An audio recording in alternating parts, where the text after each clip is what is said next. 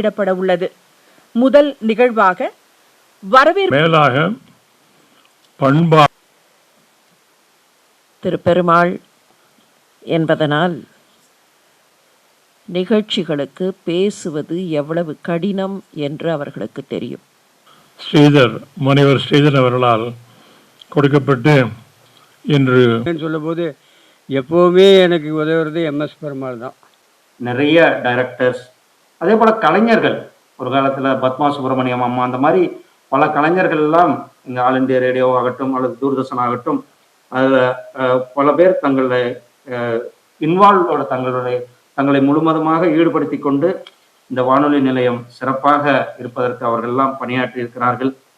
அதே போல் சென்னை கிறிஸ்துவ கல்லூரியிலும் கூட தமிழ் துறையில் நம்மளுடைய கோபால ஐயர் அவர்கள் 1928 ஆசிரியராக தன்னுடைய பணியை தொடங்கி, அதுக்கு அடுத்து தமிழ் தாத்தா உவே சாமிநாத ஐயர் அவரு கூட ஒரு வேலை செய்து பல இலக்கியங்களை கொடுத்த ஒரு மிக சிறந்த தமிழ் ஆர்வலர் அவரை போற்றுகின்ற இந்த அருமையான நேரத்தில் உங்களுடன் கலந்து கொண்டதிலும் எனக்கு மற்றற்ற மகிழ்ச்சி மூலமாக தெரிவித்துக் கொள்ளலாம்.